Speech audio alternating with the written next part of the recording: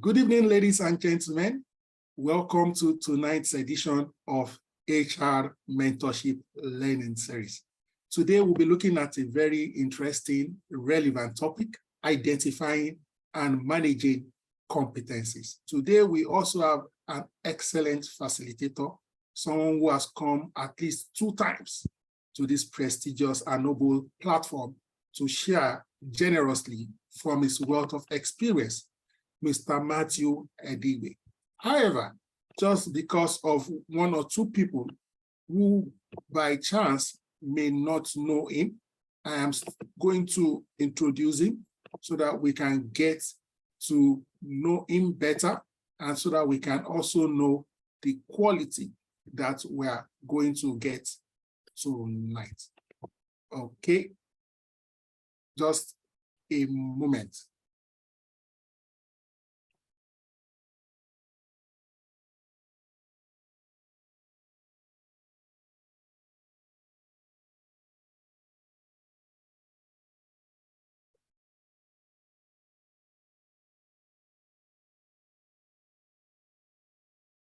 Thank you for holding. All right, so we'll proceed straight to the introduction of our speaker, and I'll be reading his profile in brief. Edigwe Samuel Matthew has over 10 years experience in core human resources as a professional with a strong background in consulting, manufacturing, construction, factory operations and effectiveness, and fast-moving consumer good FMCG business.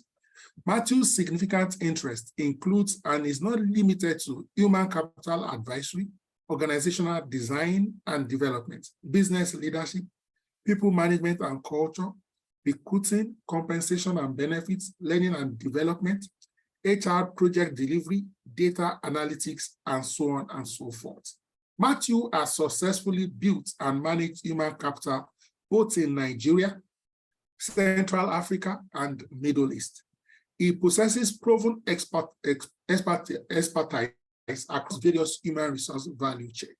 He is an empowered leader that provides support in the development of his team and infuses teams with energy and passion that enables them to think big, outpace strategic business objectives, thus giving strategic people to deliver it. Matthew is a doctoral student in managerial psychology at the Obafemi Awolowo University, Ife, Great Ife. He holds a mini MBA with Tekidia Institute. He has a master's in business administration from Lagos State University, LASU. He has an MBA from Ahmadu Bello University. His first degree is in business administration from FANCIAN, and he has an executive diploma in human resources from Society for Human Resource Management, United States of America. Matthew Edigwe is a career mentor with Faith Foundation and the Tony Elumelu Foundation. He also volunteers as a research fellow, human capital management at Nigerian Economic Summit Group. He is a forward fellow with McKinsey Consultancy. Matthew, in addition to all of this and more, is a PMP and Prince 2 certified. He's also an associate of the prestigious Chartered Institute of Personal Management of Nigeria, and so on and so forth. Please join me with warmth and all the positive energy emoticons we can muster as we hand over proceedings to our facilitator for tonight. Mr. Matthew Edigwe, you have the floor, sir. Thank you so much, Mr. Oluyemi Adeosun. And it's also a privilege for me to be here again to share wealth of knowledge with fellow professionals and practitioners, top CEOs, aspiring business owners, as well as colleagues within the space. So today we are going to be looking at identifying and managing competence. So at every workplace, irrespective of the nature of business, irrespective of what you do, everyone has a particular competence that is embedded in him or her. And so, but as heads of departments or as team leaders or as an individual, it is important that we position ourselves within that circle that helps us on how we can be able to, one, identify this competence that we have within us, or the talents that we manage, or the departments that we manage, as well as how this competence can be managed. Over time, I've been able to observe by research, discussion, findings, observations, and surveys that most individuals leave workplace um, basically because they feel that their level of competence is not either being identified, either being harnessed, or probably managed by the heads of department or whoever leads, manages, or supervises them. So within the minutes that is available, we will look together on how this can possibly work out, and it's going to serve as a follow-up for us to be able to, manage our competencies, and of course, people that works with us within the organization and outside the organization. So I'm moving to the next slide. So for the purpose of today, we are going to be looking at 5 areas that is going to help us in, having a better and broader knowledge of how to identify and then, manage competence. The first one is we are going to really understand what competence actually is. It is important that we know what competence is, so we don't substitute it with something else. And then we're also going to look at how we can be able to identify and manage these competencies. We're also going to look at the step-by-step approaches on how we can be able to manage competence within our organization, within workspace, and of course, our team members, as well as colleagues within us. So we're also going to look at competency mapping. This is important for us to be able to, have a feel of what it looks like. If we understand what it looks like, how we'll be able to map it. And then 5 and 6 shares us a simplified competency framework as well as a complex competency framework. So I am trusting that this 6 content is going to change our orientation generally, as well as it's going to give us an opportunity to learn more and possibly relearn and unlearn what competencies is truly all about. And so let's look at what competence is by definition and by view. Competencies are sets of knowledge, skills, abilities, or behaviors that individual possesses, enabling them to perform tasks or roles effectively. So as a human capital consultant in where organization where I work, there are some skills that must be available. There are attributes, there are abilities, there are behaviors that would make me succeed on that role. These attributes, these functions are called competence. They encompasses both technical and soft skills required to excel in various fields. So if you're an accountant, there are areas that helps you to be able to succeed within that confines or within that umbrella of the job as an accountant or as a financial expert or financial advisor or as an internal auditor. And if you're an engineer, there are skills, there are competence, there are behaviors that will support you as a professional within that field to be able to succeed.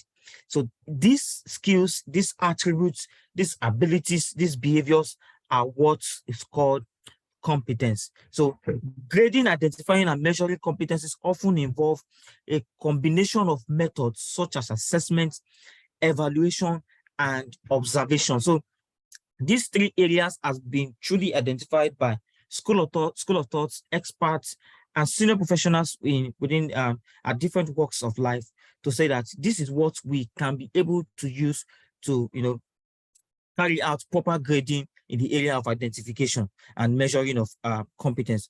Organizations might use competence framework to define specific skills needed for different roles, and they assesses employees against this criteria. So if you work in an organization where the HR department takes everything you do very serious, from the date you accept to work in that organization. Each of these nitty-gritty indices would be put into place for the organization to be able to carry out a clear-cut dichotomy between you and another individuals working in the same department. In a department, you can have 3 units. In a unit, you can have up to 2-3 persons. Now, each of these persons would definitely have the same competence to succeed in that role. Every one of you will have different competence to distinguish you from yourselves. However, each of these competencies are and must be in consonant to achieving the broad objective of the department as well as that of the organization. So I'll move to the next slide. So in identifying and managing competencies, we have been able to view some of these areas, which are 12 in numbers. We've said that the first one is that you must be able to identify, to be able to define competencies. That's one. Secondly, you must be able to assess competence. Then we must be able to carry out gap analysis, whether irrespective of who you are, whether an HR professional or as heads of department, you must be able to carry out gap analysis. Then another function is the development plans. What is your plan for development within the organization? Then training and development. What is your training plan? What does it look like? Is your training plan or is your development plan in alignment with the objective of the business? And then what is your strategy for continuous feedback? Your strategy for continuous feedback must be in alignment. Employees want to get continuous feedback from you. Whatever they do, how they have done it, the success and the failure, they want to hear it. And then how good is your performance management? I was in an organization sometime and we were just having a thorough discussion concerning the general performance of the business and individual contribution. And one question I asked is, I want to see your performance management framework. And everybody was looking at me, what is performance management framework?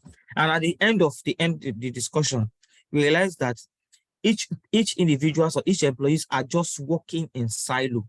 Everybody's just doing different things, and each of these are not in alignment or in conformity with the departmental board objective, and hence affecting the objective and key result area of the department to the organization. And then what is your coaching and mentoring strategy? What are your succession planning, recognition and rewards, adjust and update data analysis? We're also going to look at this, but I just needed to run you through. And so this takes me to the next slide. And so when it comes to define competencies, you need to clearly define the competencies required for the roles within the organization. Before you bring Matthew in to come and serve as learning and development manager or as manufacturing manager, you must be able to define what are those competencies that is required to fill the role as learning and development manager. What are those competencies that are available or must be in place for Matthew to succeed as group head of HR? This must be defined before you throw out or before you put out the purpose of vacancy or publication for the roles to be filled. This should encompass skills, knowledge, abilities, and behaviors needed for success. It is important that we do this. And then assessment. You need to assess employees' current competence through methods like self-assessment, peer evaluation, and managers' feedback. This provides insight into strengths and areas for improvement. And this is preferably, I tell friends in the space that we should do this monthly. We don't need to wait for the quarterly appraisal before you know that Matthew needs support in the area of mentoring or the area of coaching. If you do this monthly, if you meet my head of department at the end of July, what do you think about Matthew for the month of July? My HOD should be able to say, okay, I noticed this about Matthew, I noticed this about Matthew. This is the area that Matthew can be supported. It is possible and we can do this. And then gap analysis. We must be able to compare the desired competence with the assessed ones to identify gaps. This helps to determine the training and development needs for each individual. So you must be able to carry out gap analysis. Now, I am believing that we may not be competent in the area of identifying gap analysis. And so most organizations usually consult it, usually give it out to consultants to help them identify it. And so my organizations have been able to do it for a numbers of individuals, which I have been able to lead projects like that. And so you must be able to identify this gap. If Matthew is working as finance manager and you ask me 1, 2, 3 questions, within my answers to those questions should serve as resulting matrices for you to be able to know where my gaps are and how to help me, or perhaps define possibly needs, training needs and developments that will make me succeed in that area. Then another thing is the development plan. You need to create personalized development plans for employees to address competencies gap. These plans may include training workshops, mentoring, on-the-job experiences. These are what helps people to be able to, these are what helps them in their development plan. And as practitioners or as professionals, it is important that we put this into deep considerations if we are intentional and we desire the growth of individuals that works within us. Training and development, uh, uh, provide training resources and opportunities that aligns with the identified competence. This can include formal training, e-learning modules, workshop, and conferences. CIPM conference is coming up, and trust me, we have loads of packages that are there for people to learn. Sessions, you're going to meet with top professionals in the space, local and international. This is an opportunity that professionals need to attend. And so this conferences is going to gear us, it's going to propel us, it's going to change our orientation, it's going to change our style on how we learn, on how we relearn, on how we unlearn, and how we lead people that are within our space. So if we do not attend conferences, workshops, or be opportune to e-learning modules, we may not be able to get the best of it. And we have instances of, we have so many modules like the likes of Alison, we have Udemy, we have Coursera. These are platforms that we can take opportunities to learn from them. And we need to also be opportune to open to learning on even on LinkedIn pages. You will see so many good courses that can help you navigate through and be successful within your space and the jobs that you do. Then another important one is the continuous feedback. You need to regularly provide feedback to employees on their progress and areas needing improvement. If you feel that Matthew needs support in the area of performance appraiser, or how to set performance appraiser, or how to design training plan, you should walk up to me and tell me, Matthew, I've been able to identify this. However, this is how we intend to support you. With this, I have been able to understand that the organization has me at heart, my department or my HOD has me at heart, or perhaps the people and culture department has me at heart.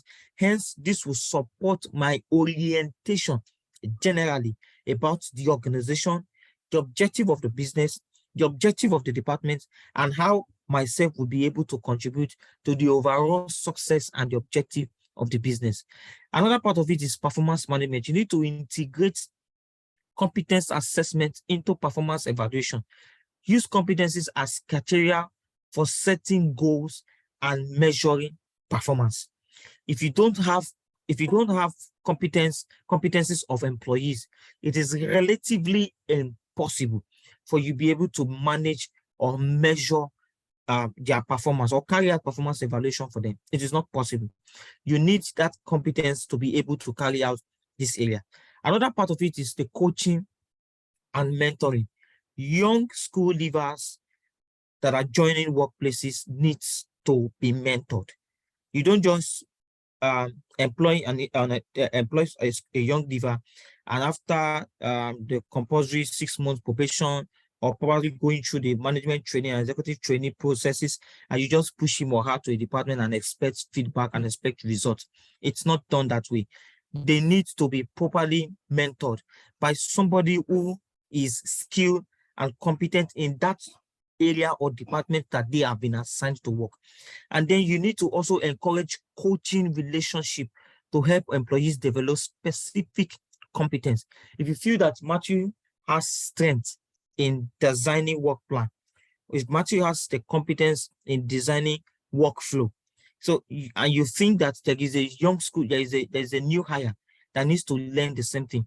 It is pertinent for you to be able to discuss this with Matthew and then discuss this with the young guy or this the new talent to understand the purpose of it. So, and when this is coming up on board, there is need to define it so that at the end of the day or at each processes and each of the plan, both parties, both the coach and the coachee will be able to understand the purpose of it, and then there will be thorough alignment to the overall success.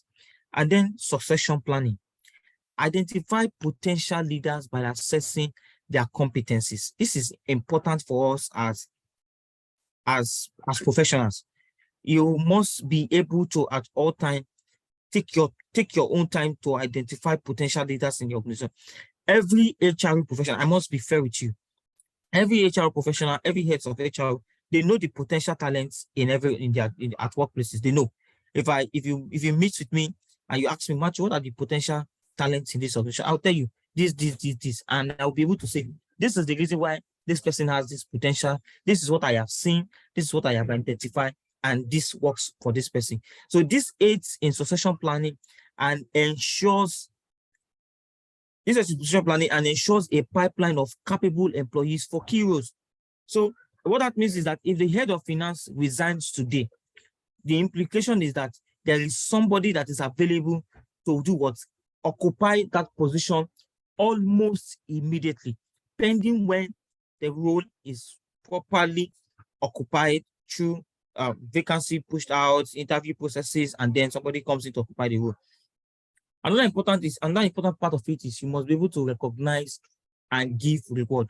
Recognition and reward are very, very important and integral tools for employee retention, even at employee retention within organization. And it is important that we do this at all times. We need to recognize and reward employees who consistently demonstrate desired competence. This reinforces the importance of these skills and behavior. So if somebody is able to do something right at first instances or at any instances, you must be able to tell that even if it is a tap at the back, a show of appreciation to the person to say you have done well. It is important that we do this. So by doing so, the employee is able to recognize and feel that he or she has been identified to be a potential skill or a potential talent in the organization. Then we need to adjust and update. We need to regularly review and update the competency framework to reflect the changing business needs and industry trends. I do not want to believe that organizations are still using the competency framework designed for 2020, 2021, or 2022, or even 2023 January, because the Japa syndrome and the great resignation that happened between 2022 and 2021 and 2022 has affected so many organizations. And for this purpose, the competency framework for each employee would not be the same. McKinsey and Consulting in March 2023 said that 85% of employees work more better when they work from home. They give the best of results, they give the best of feedback, they close gaps, they meet up with demands, they meet up with potential needs when they're working from home. Philip Consulting did the same thing. Philip Consulting brought out their own research to say that 92% of employees who work from home gives the best of it. So what that means is that if in 2022 and 2021, you are saying that everybody come and work in the office, in 2023, it shouldn't be the same. There should be a readjustment in our strategy, and because it's of course going to be profitable to business demand. And so we need to leverage on data and analytics. Leveraging on data analytics to track effectiveness of competence management effort. Adjust strategies based on insights and gain from data. You need to regularly look at what data is. Yesterday, I just needed to check what are the trends of remuneration for board of directors. I have something like that I needed to. And luckily, my team lead just showed me something. I said, Matthew, this is something we are supposed to work on. I was like, oh, it's KPMG has already done something like that. So I needed to go on my own side to say, okay, let me even check the trends. Let me see what has been done by somebody else. And guess what? By the time I went out, I was able to still get further information about it. So we need to at all times spend our resourceful energy and time on data analytics as it concerns competence management efforts within respective departments that are in our respective organization, and how we can be able to carry out the support. And so we're also going to look at the step-by-step approach to handle competence, including how to grade, identify, and measure these competencies. And so the first one is define competence framework. So you need to create a competence framework that outlines the required skills and behavior for each role within the organization. Let's say in a business you have the chief operating officer, the chief executive officer, the chief operating officer, the finance manager, the human resources manager, the manufacturing manager, production manager, quality assurance, quality control manager, the warehouse, and the likes. Every one of these individuals has required competence and behavior to succeed. So it is our responsibility to define the competence framework for every of this person. So if we're able to define for the human resources manager, it is easy to align it with each of the officers or perhaps business partners for each of the business units. And so you need to also define competencies, identify the specific competence needed for each role. This can be technical skills, e.g. programming language, soft skills, e.g. communications, and behavioral trends like leadership. If you want to give somebody the opportunity to lead a department, it is pertinent that he or she must have the behavioral traits, which of course universally the behavioral traits for such kind of technical skill is the leadership. You must be able to lead. You don't just pick somebody to say because he is your friend or both of you attended the same university and you just feel that he or she is competent or good to be the head of department. No, that there must be clear-cut dichotomy between the friendship and the purpose of the business. And this has to do with the required competence for him or her to be able to succeed in that role. Then you need to be to set performance standard. You need to establish clear performance standard for each competence. Define what constitutes basic, intermediate, and advanced level of proficiency for each skill or behavior. If for programming language you have the basic skills, you have the intermediate, and you have the advanced. What is the basic programming language skill that a web developer should have? What is the intermediate skill a web developer should have? And what is the advanced skills? Each of these competencies should be clearly mapped. So at that point, when Matthew is coming in, Matthew is able to know that at my basic level, I should know this. And while I am on board, moving to the intermediate, I should have been able to know this. And at the advanced level, I should be able to know, manage, circle around this, and be able to, as well as, share this within the entire team that reports to me.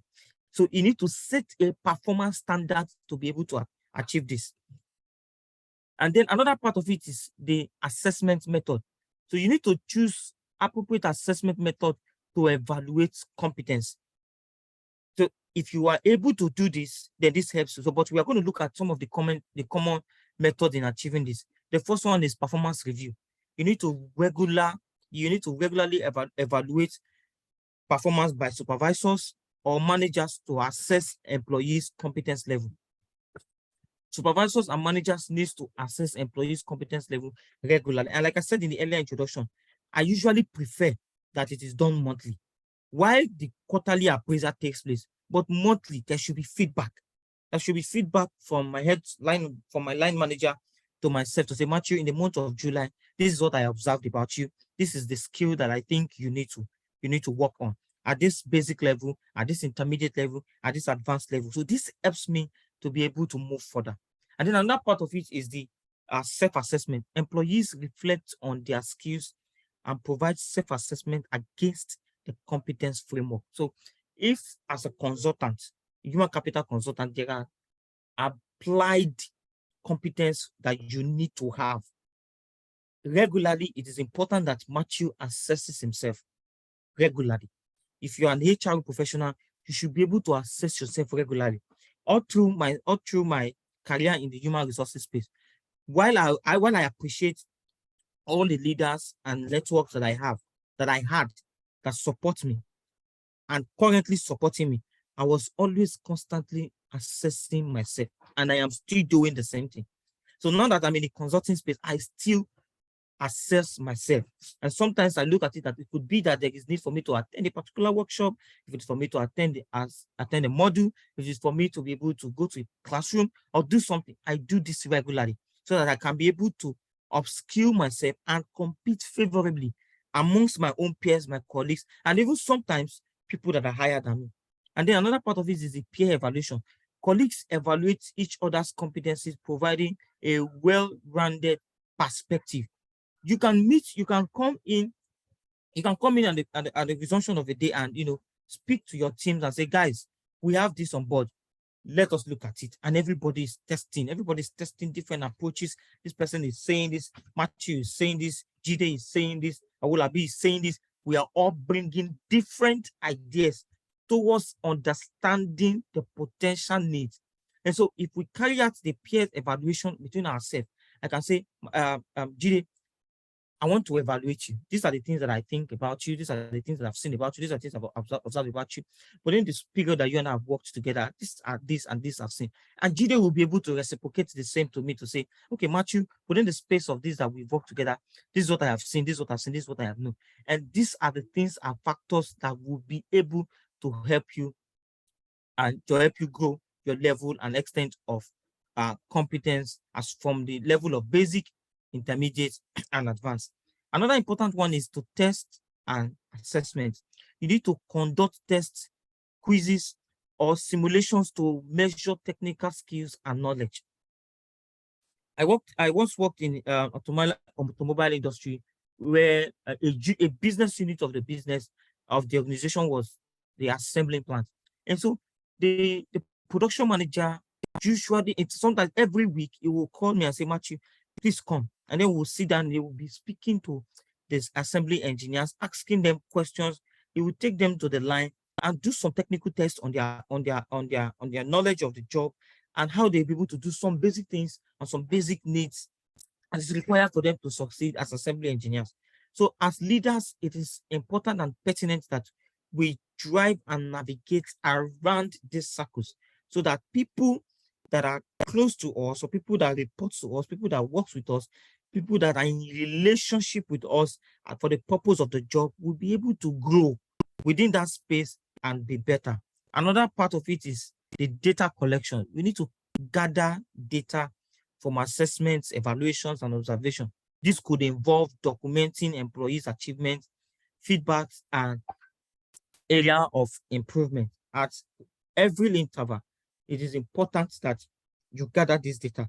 If an employee succeeds in the month of January or meets a milestone or surpass a milestone, let it be recorded against the name of that person and possibly go to the extent of having it in its on our file and appreciate the employees. All each of these things are what serves as a propeller to be able to push the employee to do more. And by so doing, the competence that is already in this person builds more, grows more for him or her to be able to succeed more and do better.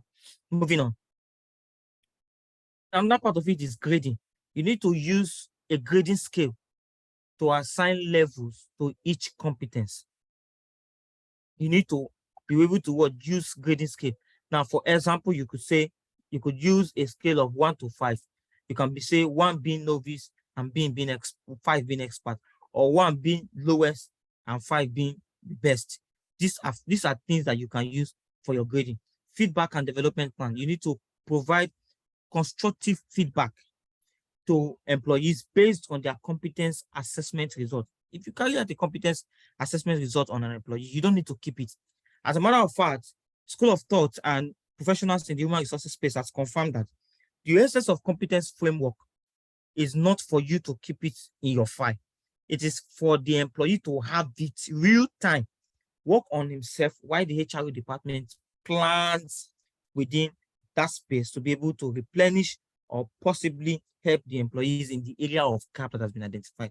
So I see sometimes when competence framework is being carried and the HR department will just keep it and say, no, no, no, no, we don't want him or her to feel bad. No, he's not going to feel bad. He or she has seen that this is the area that he needs to get improved, and you need to share it with him so that it helps and works for him. Another interesting part of it is the continuous mentoring. Competencies are dynamic, whether you like it or not, and this cannot be overemphasized. And that's why I said when you have 10 people in the department, 5 people in 5 individuals or 5 employees in a unit, the 5 of them in that unit cannot have the same competence. That makes it dynamic. And that makes it important. That makes it rich. That makes it good for the organization or for the unit or for the department. So you need to regularly monitor and update assessments to reflect changes in roles, technologies, and business requirements. It is possible for us to do this and regularly understand the potential need for the business. If we do this regularly, it helps not just the people, but the business as a whole. Then training skills and development. We need to offer training programs, workshops, and resources to help employees to improve their competencies and move up the proficiency scale. I was privileged to meet with a CEO of an organization, and we're just talking generally about people and culture. And I asked, do you have training budget for employees annually? And it was like, what do you mean by training budget? And then I knew immediately that something was wrong in that organization. So I needed to now start coaching and helping and telling him what needs to be done for the organization to be able to grow by profounding resulting solutions in this area. So employees need to get that training and require skills development. If this is made available, trust me, it is very certain that they would be able to grow within that space and available time for them. Recognition and reward. Recognize and reward employees who consistently demonstrate high level of competence in the job that they do. You need to do that. This can boost their morale and motivate others to improve. So if Matthew is giving or the department is giving a target and Matthew is able to meet up with the milestone within stipulated turnaround time or before the close of the turnaround time, there is need to recognize and give reward to Matthew or whoever that is able to meet with it. This is needed. This can boost Matthew's morale and motivate other people that are working in the same department to be able to meet with this potential need. Then another one is the feedback loop. You need to maintain an open feedback loop between employees and supervisors. You need to encourage employees to share their self-assessment and their progresses. You need to do this as head of department or even as HR department, because if we are able to find ourselves within this space and we control this potential requirement, I tell you that you will see that everybody, because if you sort a problem in a unit, you have solved the problem in a department. If you solve the problem in department, you have been able to solve the problem in the organization. This cannot be overemphasized. Then another part is you need to adapt and evolve. As rules and industry demands changes, you need to adapt the competence framework and assessment method accordingly. The need for a human resources business partner or the competence for human resources business partner is not the same for human resources manager. Human resources business manager different from the human resources business partner. They are both not doing the same job. Human resources manager is for the business. Human resources business partner is for a particular strategic business unit. So you don't expect the both of them to have the same competence, because as a matter of fact, each of these roles, while they are for the purpose of the business and the success of the business, they also have one thing in mind in place, and each of them have different relationship, but the same round goals moving together. And so we are going to look at another interesting part of it, which is the competency mapping. Competency mapping is a process of identifying and documenting the specific competence. And we have said earlier that when we talk about competence, we're talking about skills, we're talking about knowledge, we talk about abilities, and we talk about behaviors. These are what we talk about when it comes to about competence. Nothing outside this. So because when we talk about skills, we talk about basic, talk intermediate, and talk about the advanced. Knowledge the same, abilities the same, behaviors, the entire people and needs. That's what we talk about, the behavior. So each of these are what encompasses competence. So they are required for various roles within the organization. So this helps in aligning employees' capabilities with job requirements and aids in making informed decisions regarding recruitment, training, and development. So when you want to make some decisions at real time, you need competence marking to be able to succeed in this part. And then I move. So how can we be able to carry out this mapping? So these are areas that you can be able to, and we're going to look at it together. And I'm sure that some individuals are maybe used to this. You already have something like this that you're already working on, that you're already doing, but we're just going to look at it together. The first one is identify roles. Begin by the key roles within the organizations. What are the key roles in your organization? You need to define them. When you define them, when we talk about key roles, this could be position, it could be function, it could be departments. Just define them. Be able to identify them and show that this is what this department helps in moving this organization forward. This department will succeed if this organization is positioned, if the department is positioned in this particular way, in meeting up with the objective of the business.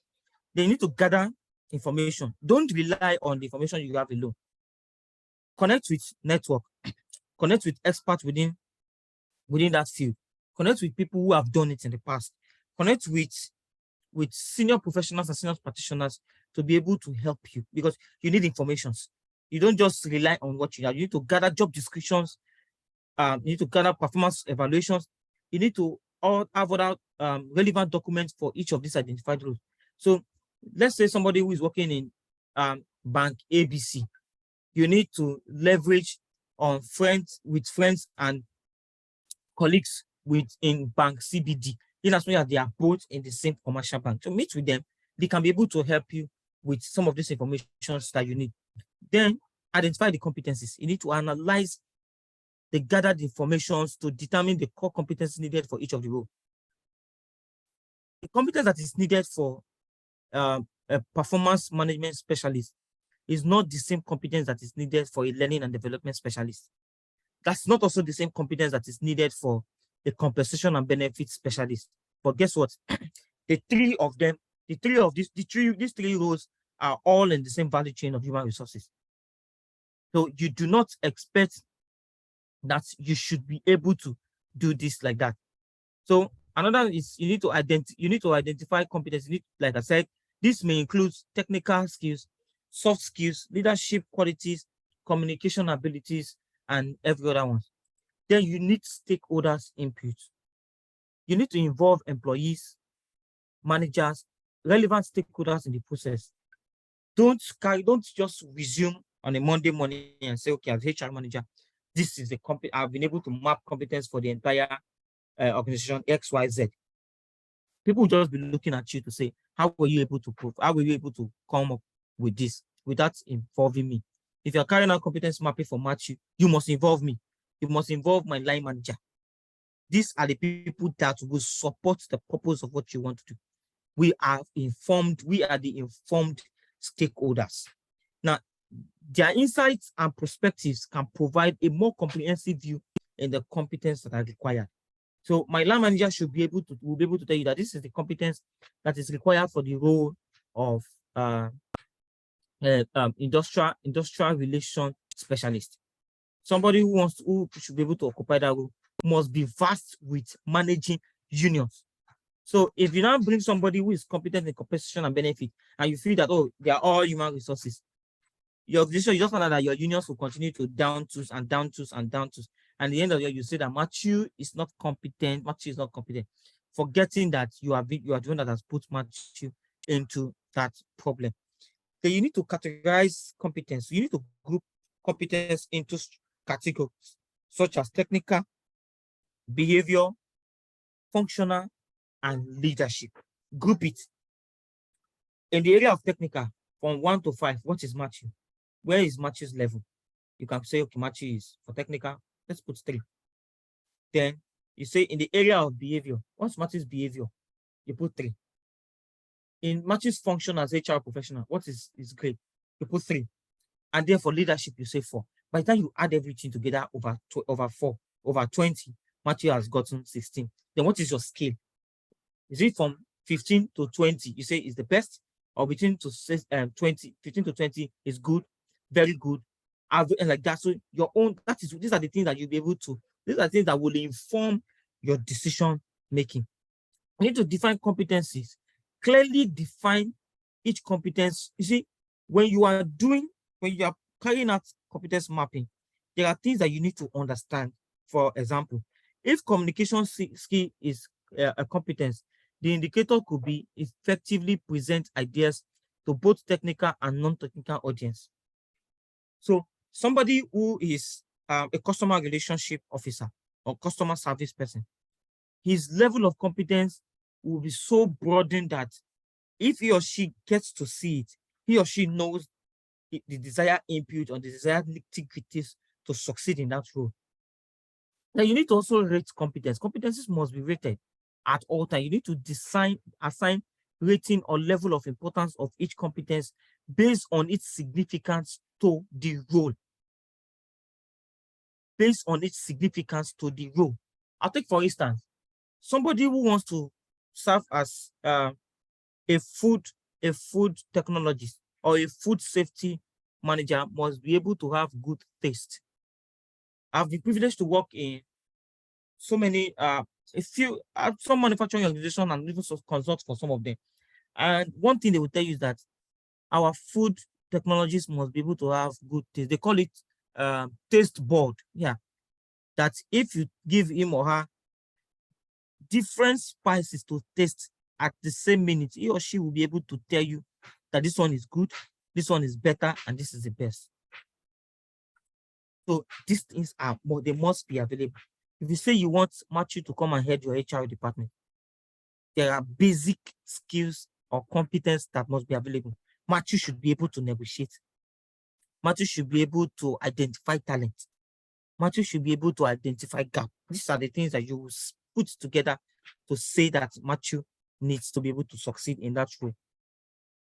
And another important is that are the tools that are needed to succeed on that role. You need to select appropriate measurement methods such as self-assessment. Managers need to at all time. I keep telling people at workplaces that our managers, our line managers or supervisors have a long and a big role to play if we all must succeed at workplace. And so their own evaluation regularly helps us, and it serves as a good feedback for us to be able to navigate through areas that has been identified that we need to grow. Then we also need to understand that peer feedbacks and test guard are available to us to grow too. So if we do not have these things in these areas of competence and mapping in place, it is impossible for us to grow even as an organization. Another important is our analysis. We need to compare the assessed competencies with the required competence.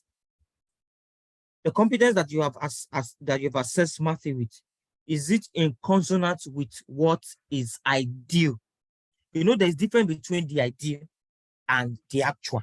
So what is Matthew having currently? What is Matthew supposed to have?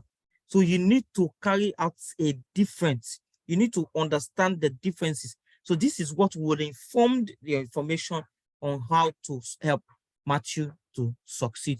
So you need to identify gaps and areas where employees might need further development. Employees would always need development. Is one thing that cannot be overemphasized. No matter how much you give training, development is a necessity. So these areas that you have identified must be put into place, and training needs and functions will be mapped out for that employee to be able to succeed. I'll move on to the next slide. So when you talk about development plans, Another one is you need to create individualized development plans for employees based on their competence gap. The competence gap that you identify in Matthew, you need to design a development plan for me to be able to cover up. And these plans could include training, workshops, cross-functional projects, mentoring, and stretch assignments. When I joined the consulting space back again, there was a gap. What was that gap? The gap was proposal writing. The way I know how to write proposal writing was not the way the organization I work currently with writes theirs. And so it was a very huge gap for me, considering the role I occupy. So, but I didn't allow it to hold me back. I went as far as junior colleagues to tell them, guy, this is my area. I need help. Help me. Let's do this together. And they were able to put it. I didn't even involve the people and culture team. I went myself. I was also disturbing my line manager. And today, we've been able to do it. And there are assignments today that comes to say, okay, Matthew, you're going to serve as a team member in this particular project. When I'm serving as a team member in that particular project, I am learning. But guess what? I'm also a project manager for another project. So while there is a development for me in another place, I'm also leading projects in another place. And then the training and development. You need to provide targeted training and development opportunities to help employees enhance their competence.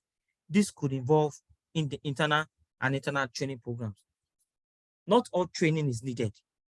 There was a time I worked in an organization and somebody bought a training firm brought a training plan, and as HR manager, they were like, this training is needed. And I told him, I said, this training that you have brought now, you don't even know the gap that is currently we are currently facing the organization. I think that I should be able to speak to you with this gap, and then you can now say you want to design a training plan for me. However, this is the plan these are my training plans. Let us now align it with what you have and see if it will suit my needs. And so we're able to work together and sort it out. Monitoring and feedback. You need to regularly monitor employee progress. As HR manager, you have a function. As HR lead or head of department, you have a core responsibility to regularly see that the people you lead or the people in your organization are growing. How can you know they are growing? You have to monitor. If I've spent 3 months in a department, you need to come and ask, Matthew, these 3 months that you have spent in this department, what have you seen as, what is the area of improvement that you think is needed? What do you think that can be done differently for this department to move forward? This progress, this feedback are needed because they are what informs the competence development. You need to adjust development plans as needed. The development plan can be adjusted at any time.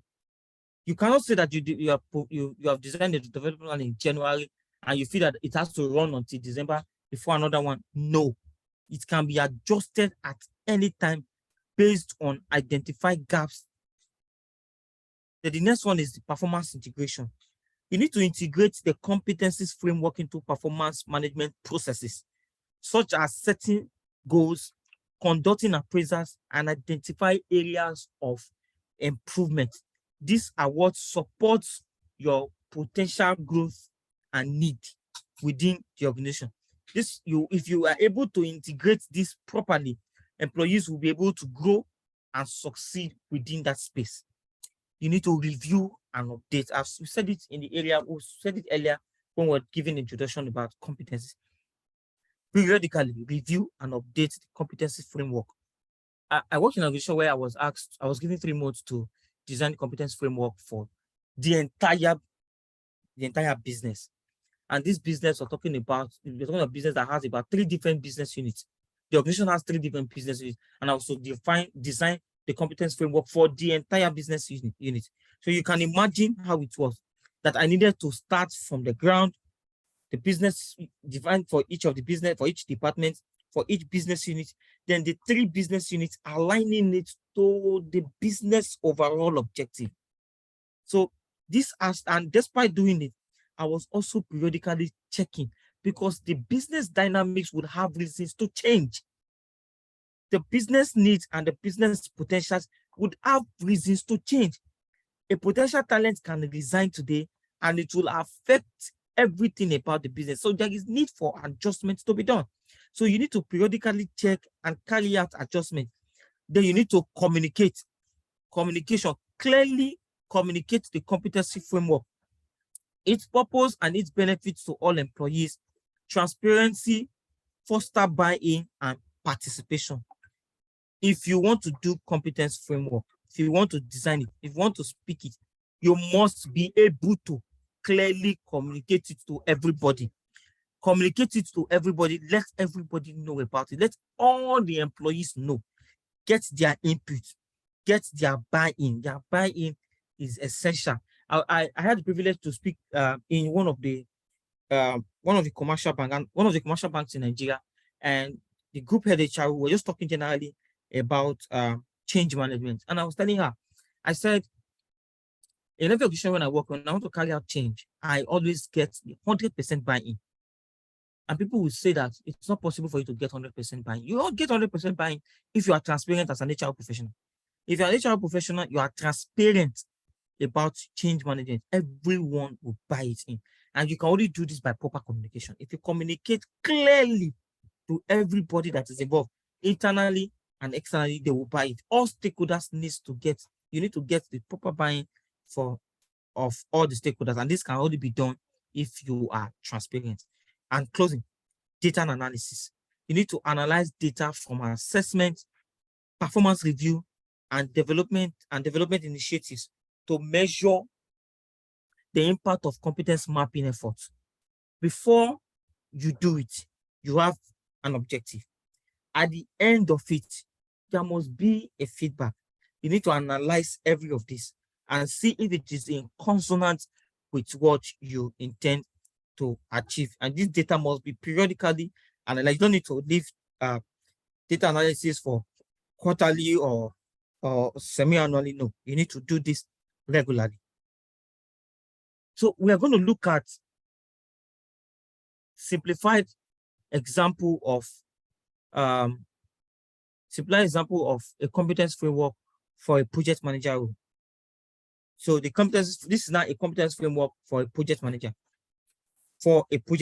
Very simplified for the purpose of our today's study. Now, the first one is the technical expertise. So for a project manager, you know that he must be proficient in project management methodologies, e.g. Agile and Waterfall. He must be skilled in project planning, scheduling, and resource allocation, capable of risk assessment and mitigation strategies. So this is a technical expertise needed for a project manager. So if he is not having this, he or she cannot succeed. Another part is communication. He or she must have strong verbal and written communication skill, ability to convey complex concepts to both technical and non-technical stakeholders, active listening, and clear articulation of ideas. You know, I worked in a construction company, and sometimes when the project manager is speaking like this, all the people will just be looking at, okay, what are you saying now? What are you saying? We don't understand this. Please come to our level. And when the finance manager is speaking, they'll start telling you this, that. There was the day I was speaking to somebody and he was telling me IFRS 9, IFRS 12, and I was like, okay, please calm down. I'm an HR professional. This IFRS 9, IFRS 12, please explain it to me. And so you must be able to communicate that a layman would understand what you are saying. Another part is leadership. You need to demonstrate effective team leadership and motivation, able to delegate tasks while maintaining accountability, resolve conflict, and foster collaboration within the team. Any leader or any individual who leads a department, either as a team lead, a supervisor, or as a manager, that cannot resolve conflict or foster collaboration within the team is not competent or capable of being acknowledged as a leader. It is very important to be able to do this. Another part of it is problem solving. You must be able to identify project-related issues and provide innovative solutions, analyze challenges and adapt strategies as needed, make informed decisions considering project goals and and constraints to help succeed within the organization or within the projects that has been put in place before you, or perhaps the team that you are leading. Another important part of it is time management. A project manager must be able to manage project timelines, milestones, effectiveness, prioritize tasks and allocate resources effectively, handle unexpected changes without compromising the project objective. Every project has objective, and there's possibility that project owner can just come to say, project manager, please, I need you to change this to this. Please take Z to X and take X to Z. So this should not affect the objective, but you should be able to do this within turnaround time and be able to succeed in that area. Another part of it is the stakeholders management. You must be able to build and maintain relationships with stakeholders, understand stakeholders' needs and manage their expectations, communicate project progresses and update regularly. If you are leading a project, you need to regularly tell people. You need to probably tell people that you're leading.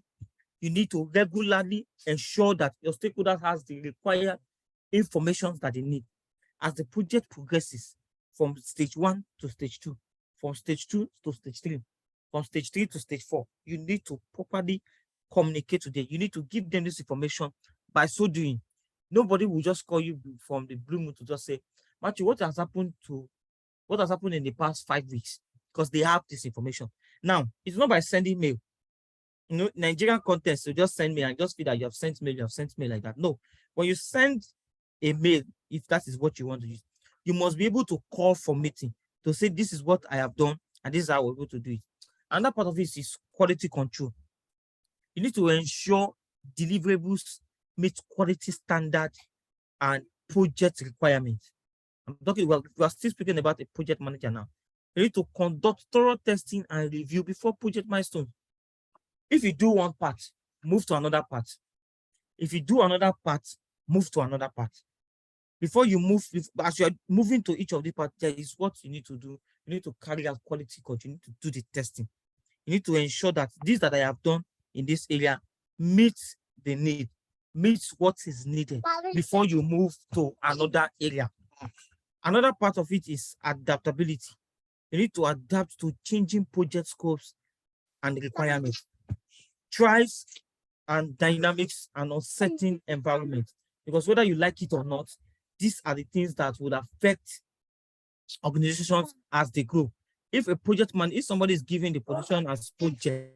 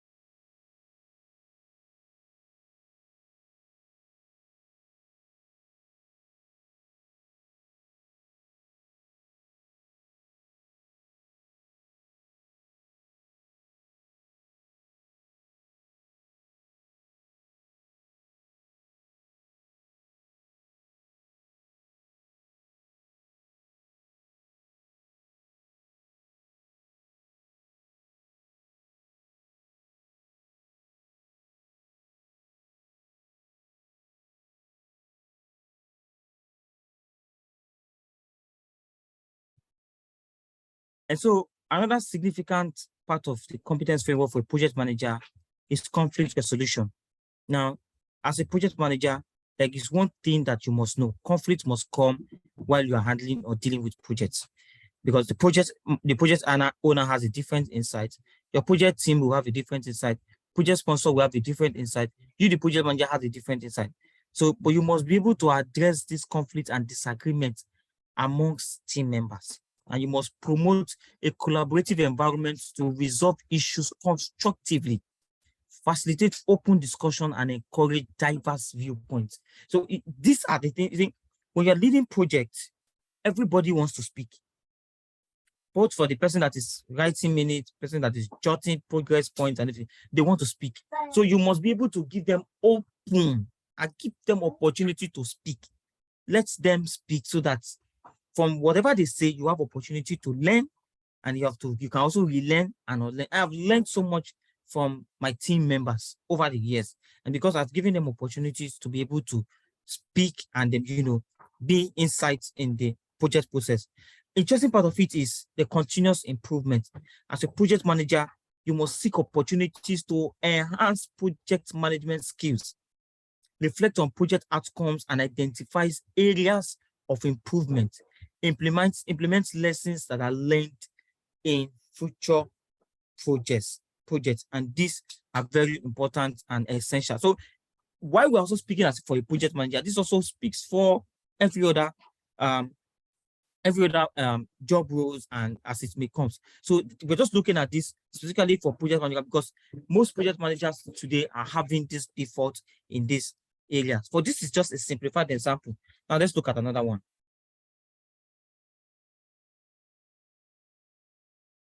And here is an example of a complex framework for a fictional role in project management. This framework includes multi-levels of competence indicators and descriptors. So I want us to now look at it carefully because it's different from what we looked at earlier. The first one is the competence area, which is communication skill. You cannot say level 1. The level 1 is one indicator. Demonstrate basic verbal communication skill. That is, we're talking about communication skill now. Then what will be the descriptor for communication? You say communicate project updates clearly to team members during regular stand-up meetings. Are we together? For level 1, you must be able to demonstrate basic verbal communication skills. But the descriptor is what?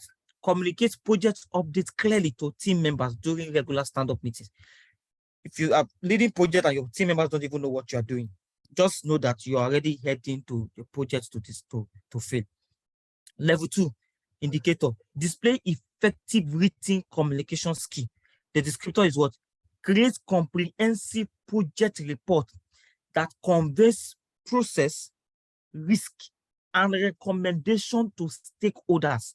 The stakeholders are everyone that are involved from beginning to the end of the project, both internally and externally. So you must be able to prepare a document, a report that they would be able to understand what you are doing. It is a form of communication skill. Now the level 3 is the indicator is what? You need to exhibit exceptional presentation skill. A project manager that doesn't know how to do presentation needs help. I have been able to meet a project manager before, and I had to already take it as a potential need for the entire HR department. You must be able to exhibit exceptional presentation skill. And the descriptor is what? Delivers engaging project presentation to diverse audience, adapting communication style as needed. Your audience as a project manager would always be different. They will never be the same as a project manager audience of a sales and marketing professional. Not possible. A project manager audience includes a sponsor, includes an owner, includes team member, includes a quantitative analyst, includes engineers, includes constructions engineers, and like that. So every of these persons have different orientation. You must be able to design a communication strategy that when you say A, everybody will understand it. It is a clear competence area for communication skill for area, especially for those a project manager. And then we move further again. The competence we want, like we said, it includes indicators and descriptors. Now, let's look at this one. It says competence area, leadership and team management. The level 1 indicator is what? Participate actively in team discussion. As a leader, you must be able to participate actively in team discussion. Don't just be looking at your team and just talking. You must be able to participate and let them see that, oh, our boss is also here with us. Another clear indicator, another clear one that needs to the descriptor for it is you must share insights and ideas during team meetings and encouraging open dialogue.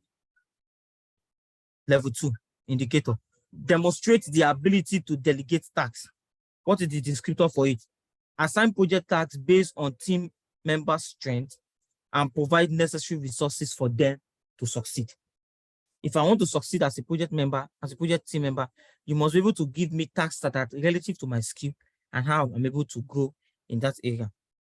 The level 3 indicators, what? Show proficiency in conflict resolution. I said it earlier that every leader must be able to resolve conflicts and be able to what? Show that extent of proficiency. The descriptor is what? Resolve team conflict tactfully, fostering a positive and collaborative atmosphere within workplace. This is essential as a project manager. Is a competence that you must be able to have and roll along. Now, like I said in the introduction, you cannot just, it does not just fall from the sky to the head. It is something that you grow over time, but you must be deliberate about it. Then another part of it is the competence area for risk management. Indicator 1 is what? You must be able to identify project risk. Before you go into a project, you must be able to identify the risk area. And the descriptor is what? Recognize potential risk to project success and report them to relevant stakeholders. If you're having a project and you're able to identify the risks, before you start the project, make an official report of the risks that you have identified so that this risk can be mitigated before you start the project. If you're a project manager, you just jump into a project at the end of the day, and while you are doing the project, the risks are identified. You'll be laughed at, or should I say you'll be mocked. Level 2 indicator, analyze risk and develop mitigation plans. The descriptor is what? You need to assess the potential impact of risk, create contingency plan, and what? Communicate them to the teams. This is very, very important. And the last one, indicator, proactively manages risk throughout the project life cycle. The risk is, see, when it comes to project, risk is a necessity in project. In project management, you'll be told that risk, you can, for every step you take, there are risks, but these risks are there to checkmate what you do. So you must continuously monitor and adapt risk mitigation strategies, ensuring minimal disruptions to project progresses. Thank you so much. I appreciate everyone for your time. God bless you. Thank you so much, Mr. Adeoshu, for having me. Ladies and gentlemen, we still have about 9 minutes. We don't have to use it. It depends on you. Do you have questions? Do you have contributions? Do you want to share experience? Please kindly raise your hands. We recognize you and you have the floor. If you also prefer to drop your questions, thoughts, or comments in the chat box, you are also welcome to do so. All right. Anybody who is interested in asking any questions, do you have any clarification?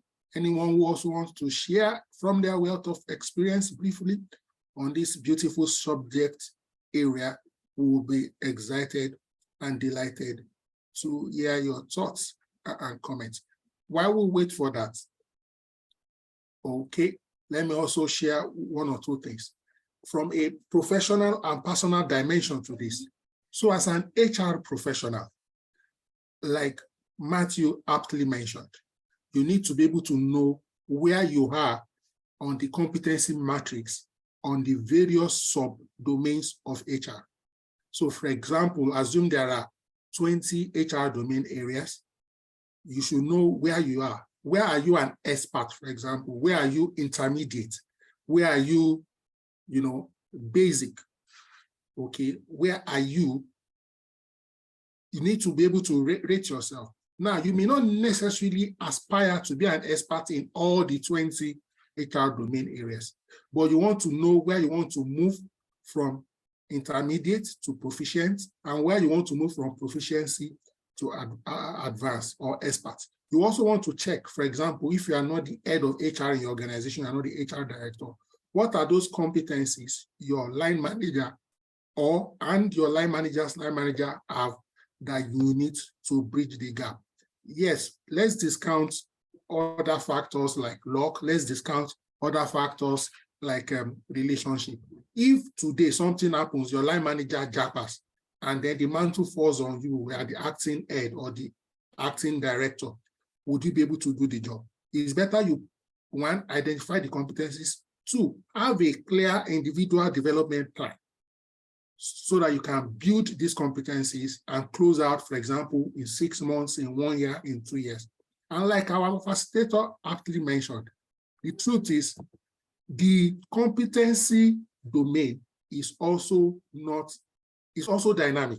It's not a static framework. In other words, what is considered as experts today in 2 years' time may have gone down to what? To proficient. Why? There are new information coming out, new techniques, new skills. So a few years ago, if you had certain knowledge, you might have been considered an IT expert. If you have that same knowledge today, it is nothing. In fact, it's so basic and fundamental. I just try to introduce this dimension so that while we are also thinking for the organization, while we're thinking enterprise-wide, which is very important. So one of the things you can do if you don't have a competency framework in your organization, it can be a quick win for you. You can put up something. It may not be perfect, but it is way better than not having any competency framework. And you can always reach out to consultants if you need help, you need handholding and support. Don't hesitate to do it, and then bring it home to yourself. Also come up with something, have a plan. All right. I think that is what I wanted to contribute to this brilliant submission. I don't know if Matthew wants to respond to my little contribution. Yes, you have helped the entire process of the today's session. Competence framework and competence mapping, or competence generally, is not something, like I said, they are forced from the ground. People today need to, if it is something that you want to go and learn and have it in you, let it be part of you. Let it be what your line manager will know you for. Please do it. It's not something that your line manager or your HR manager just resign, like Mr. Deoshu said, just resign, and then that's okay. Matthew, start acting as the HR manager, and then the business manager just come, or the chief operating officer, and Matthew, we have issues, blah blah blah blah blah blah. So we need to, and he just comes to say we need a competence framework for XYZ. You just be looking. So we need to understand that as professionals in this particular space, HR space, we have a responsibility, a deliberate responsibility to understand, to know, to be able to feel and design a good competence plan, competence framework for our organization.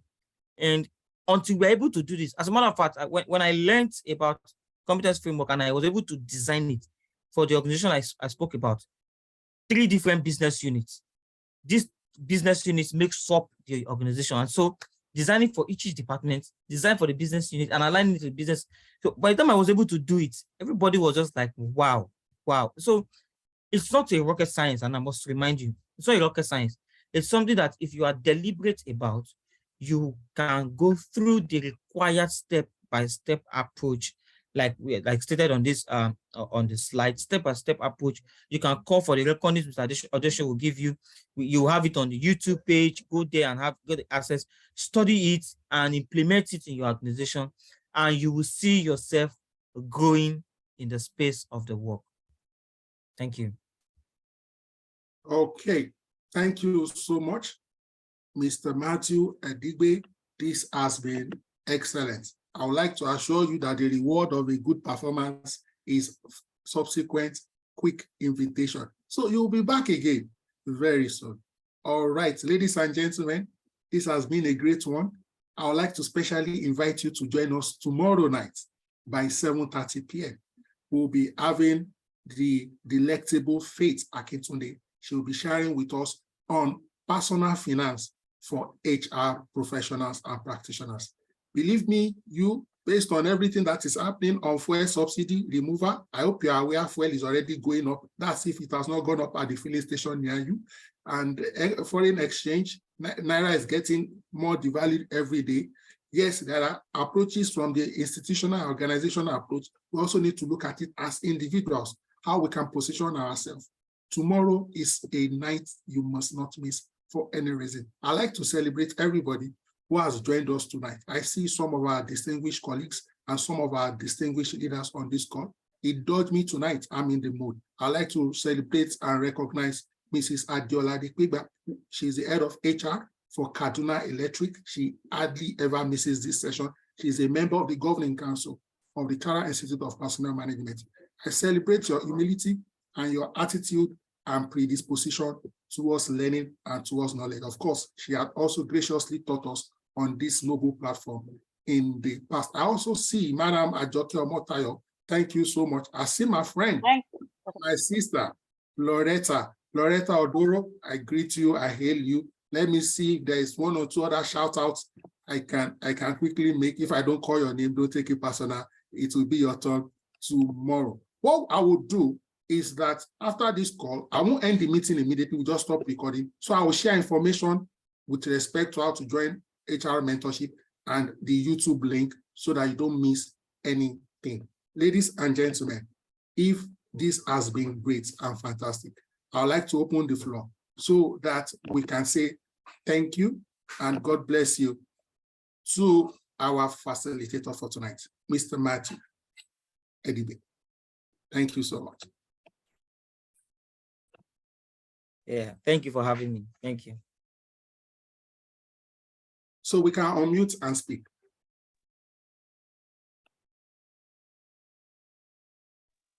Thank you so much, Mr. Martin.